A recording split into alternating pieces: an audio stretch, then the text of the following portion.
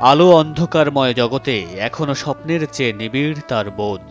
বিচিত্র ছলনায় নিষিদ্ধ করা হলে তিনি মুদ্রিত হয়ে যান হৃদয়ের কাব্যগ্রন্থে।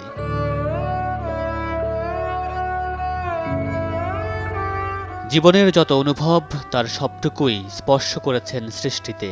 এক অসীম প্রেমের আকুতি, অন্তহীন বিরহ বেদনার নির্লিপ্ত প্রতিচ্ছবি এঁকেছেন তিনি ধ্যানমগ্নতায়। বাংলার মাটি জলে প্রেম, প্রকৃতি আর মানব বন্দনায় সকলের মাঝে নেমে এসে কিরণ ছড়িয়েছেন রবির সমান তীব্রতায়। নিবিড় ঘন আঁধারে জ্বলিছে। সময়ের ব্যবধানে রবীন্দ্র মানুষে রূপান্তর ঘটলেও সবকিছুর মাঝেই স্পষ্ট হয়ে আছে মানবতার সুর। রাষ্ট্র নয়, দল নয়, তার চেতনার কেন্দ্রে ছিল মানুষ। তাই প্রশ্ন তুলেছেন বারবার, ধর্ম, বর্ণ, শ্রেণী এই বিভাজনের শেষ কোথায়? রবীন্দ্রনাথ নিজে তার গানে কবিতায় বারবার বলছেন যে এই পৃথিবীতে চিরকাল বাঁচতে চাই। পৃথিবী খুব সুন্দর, আমার নিজের জীবন এবং চারপাশে অন্য মানুষদের জীবন অসাধারণ সুন্দর। এর মধ্যে অনেক অন্যায় আছে, অবিচার আছে এবং অনেক মানুষের কষ্ট আছে।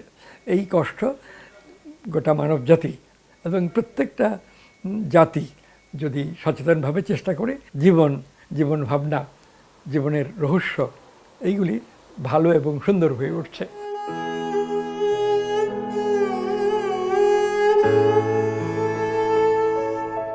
এক অন্তহীন জীবন বাসনার স্বপ্ন রচনা করে 22 শ্রাবণের দ্বীপ্রহরে বিদায় নেন অনন্ত বাসনার রবি। জীবন মরণের সীমানায় দাঁড়িয়ে তার আকুণ্ঠ উচ্চারণ, সব শেষে কিছুই থাকে না আর। ঘন মেঘ ঘুরে ফিরে শূন্য নদীর তীরে রহিল পড়ি।